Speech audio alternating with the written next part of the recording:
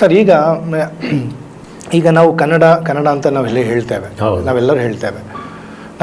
ನಮ್ಮ ನೆಲ, ಜಲ, ಭಾಷೆ, ಸಂಸ್ಕೃತಿ, ಸಾಹಿತ್ಯ ಪರಮಾದ್ಭುತವಾಗಿ ಇರುವಂಥ ಒಂದು ದೊಡ್ಡ ಇತಿಹಾಸ ನಮ್ಮಲ್ಲಿದೆ. ನಮ್ಮಲ್ಲಿದೆ. ಒಂದೊಂದು ಇತಿಹಾಸವನ್ನು ಅದನ್ನು ನಾವು ಓದ್ತಾ ಹೋದಾಗೆ, ಅದನ್ನು ನೋಡ್ತಾ ಹೋದಾಗೆ ರಸರೋಚಕ ವಿಚಾರಗಳು ನಮ್ಮಲ್ಲಿದೆ. ಅಂಥ ಈ ಶ್ರೇಷ್ಠವಾದ ವಿಚಾರಗಳನ್ನು ನಾವು ಯಾಕೆ ನಮ್ಮ ಮುಂದಿನ ಪೀಳಿಗೆಗಳಿಗೆ ಅಥವಾ ಈಗಿರುವ ನಮ್ಮ ಯುವಕರಿಗೆ, ಮಕ್ಕಳಿಗೆ ಯಾಕೆ ತಿಳಿಸೋದ್ರಲ್ಲಿ ನಾವು ನೀವು ಹೇಳ್ತಾ ಬಂದ್ರಿ 7.5 ಕೋಟಿ ಕನ್ನಡಿಗರಿದ್ದೇವೆ, ನಾವು ಯಾಕೆ ಸೋತಿದ್ದೇವೆ ಅಂತೇಳಿ ಅನ್ನಿಸ್ತೇನೆ. ಸೋತಿದ್ದೇವೆ ಅಂತ ಅನಿಸ್ಕೋಬೇಕಿಲ್ಲ, ನಾವು ಖಿನ್ನರಾಗಬೇಕು. ಯಾಕಂದರೆ ನಾನು ಯಾಕೆ ಹೇಳ್ತಾ ಇರೋದಂದ್ರೆ ಸರ್, ಸಾಹಿತ್ಯದವರು, ಸಾಹಿತ್ಯ ಕ್ಷೇತ್ರದಲ್ಲಿ ಇದ್ದವ್ರು ಮಾತ್ರ ಈ ಸಾಹಿತ್ಯವನ್ನು ಮಾಡಬೇಕಂತೇಳಿ ಇದೆ. ಬೇರೆಯವರೆಲ್ಲ ಅವ್ರ ಕ್ಷೇತ್ರ ಅವ್ರು ಮಾಡ್ಕೊಳ್ತಾರೆ, ಆ ಕ್ಷೇತ್ರ ನಮಗೆ ಬೇಡ, ನಾವು ಸುಮ್ಮನೆ ಇರ್ತೇವೆ. 7.5 ಕೋಟಿ ಜನ ನಾವು ಸುಮ್ಮನೆ ಇರ್ತೇವೆ, ಎಲ್ಲೋ ಕೆಲವೊಂದು ಲಕ್ಷ ಜನ ಆ ಕೆಲಸವನ್ನು ಮಾಡ್ತಾರೆ ಅಂತಿದೆ. ಯಾಕೆ ಎಲ್ಲರನ್ನೂ ನಾವು ತೊಡಗಿಸ್ಕೊಂಡು ಈ ಕೆಲಸ ನಾವು ಮಾಡಲಿಕ್ಕೆ ಸಾಧ್ಯ ಇಲ್ಲ? ಅಲ್ಲ, ಯಾಕಂದರೆ ಈಗ ಕೃಷಿಯನ್ನು ನಾವೆಲ್ಲರೂ ಮಾಡ್ತೀವ? ಮಾಡೋದಿಲ್ಲ. ವ್ಯಾಪಾರ ಉದ್ದಿಮೆಯನ್ನು ನಾವೆಲ್ಲರೂ ಮಾಡ್ತೀವ? ಇಲ್ಲ.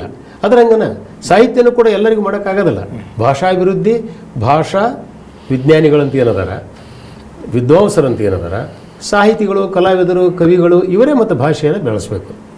ಅದು ಯಾವಾಗಲೂ ಹಾಗೇನೆ. ಅಲ್ಲ, ನಾನು ಹೇಳೋದೇನು ಗೊತ್ತಾ, ಈಗ ನಮ್ಮ ಶ್ರೇಷ್ಠ ವಿಚಾರಧಾರೆ ಇದೆ, ಕರ್ನಾಟಕದ ಶ್ರೇಷ್ಠ ವಿಚಾರಧಾರೆ ಇದೆ. ಮಕ್ಕಳಿಂದ, ಯುವಕರಿಂದ ಅದನ್ನು ತಿಳಿಸುವಂಥ ಕೆಲಸ ಶ್ರೇಷ್ಠ ಮಟ್ಟದಲ್ಲಿ ಆಗ್ಬೋದಲ್ಲ. ಈಗ ನಾನು ಅದನ್ನೇ ನಿಮಗೆ ಮುಂದಿನ ಪ್ರಶ್ನೆ ನಾನು ಅದನ್ನೇ ಹೇಳೋದು.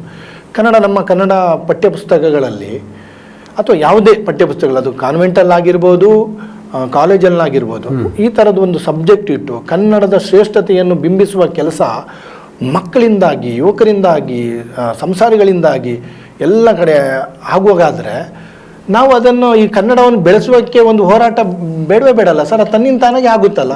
ಈಗ ತಾವು ಪಠ್ಯಪುಸ್ತಕ ಅಂದರೆ ಪಠ್ಯಪುಸ್ತಕ ರಚನಾ ಸಮಿತಿಗಳಲ್ಲಿ ಶಿಕ್ಷಣ ತಜ್ಞರಿರ್ತಾರೆ, ಸಾಹಿತಿಗಳು ಇರ್ತಾರೆ. ಆಮೇಲೆ ಇತ್ತೀಚೆಗೆ ಪಾಲಕರನ್ನು ಕೂಡ, ವಿದ್ಯಾರ್ಥಿ ಪ್ರತಿನಿಧಿಗಳನ್ನು ಕೂಡ ಸಂಪರ್ಕಿಸಿ ಮಾಡುವಂಥ ಒಂದು ಪ್ರಯೋಗ ಕರ್ನಾಟಕದಲ್ಲಿ ಆಗ್ತಾಯಿದೆ. ಅಲ್ಲಿ ನಮ್ಮ ಸಂಸ್ಕೃತಿಯನ್ನು, ಗಣ್ಯ ವ್ಯಕ್ತಿಗಳನ್ನು ಪರಿಚಯಿಸುವಂಥ ಕೆಲಸ ಸರಿಯಾಗಿ ಆಗ್ತಾ ಇದೆ. ಯಾವಾಗಲೂ ಆಗಿದೆ. ನಮಗೆ ಜನರಲ್ ಕಾರ್ಯಪ್ಪರ ಬಗ್ಗೆ ಇತ್ತು, ರಾಣಿ ಚೆನ್ನಮ್ಮ ಅವ್ರ ಬಗ್ಗೆ ಇತ್ತು ಪಾಠ, ಅದರ ಹಾಗೆ ವಿಜ್ಞಾನಿಗಳ ಬಗ್ಗೆ ಇತ್ತು, ಮೇಡಮ್ ಕ್ಯೂರಿ ಬಗ್ಗೆ ನಾವು ಓದಿದ್ದೀವಿ. ಅಂದರೆ ವಿಜ್ಞಾನಿಗಳ ಬಗ್ಗೆ ಓದಿದ್ವಿ, ಕೃಷಿ ವಿಜ್ಞಾನಿಗಳ ಬಗ್ಗೆ ಓದಿದ್ವಿ, ಸಾಮಾಜಿಕ ಕಾರ್ಯಕರ್ತರ ಬಗ್ಗೆ ನಾವು ಓದಿದ್ದೀವಿ, ಸ್ವಾತಂತ್ರ್ಯ ಯೋಧರ ಬಗ್ಗೆ ನಾವು ಓದಿದ್ದೀವಿ, ದೇಶ ಪ್ರೇಮಿಗಳ ಬಗ್ಗೆ ನಾವು ಓದಿದ್ದೀವಿ. ಈಗ ಅದು ಮುಂದುವರೆದಿದೆ. ಈಗಾದರೂ ಕೂಡ ಇದೇ ತತ್ವ ಸಿದ್ಧಾಂತದ ಮೇಲೆ ಈಗೇನು ಭಾಳ ಅಂದರೆ ಈ ತಂತ್ರಜ್ಞಾನದ ಬಗ್ಗೆ ಕೆಲವೊಬ್ಬರು ಹಾಕಿದ್ದಿಲ್ಲ ಅಂದರೆ ಈಗಲೂ ನಾವು ಡಾಕ್ಟರ್ CNR ರಾವ್ ಅಂತವ್ರದ್ದು, ಡಾಕ್ಟರ್ ಸುಧಾಮೂರ್ತಿ ಅಂಥವ್ದು, ಅವ್ರ ಜೀವನ ಚರಿತ್ರೆಯನ್ನು ಈಗಲೂ ಕೂಡ ಹಾಕಿ ಮಾಡೋಗ್ಲಿಕ್ಕೆ ಬರ್ತದೆ. ನಾನಂತೀನಿ ಇದು ಆಗ್ತಾ ಬಂದಿದೆ ಕೆಲಸ, ಈಗೂ ಆಗ್ತಾ ಇದೆ ಅಂತ ನನ್ನ ಅಭಿಪ್ರಾಯ.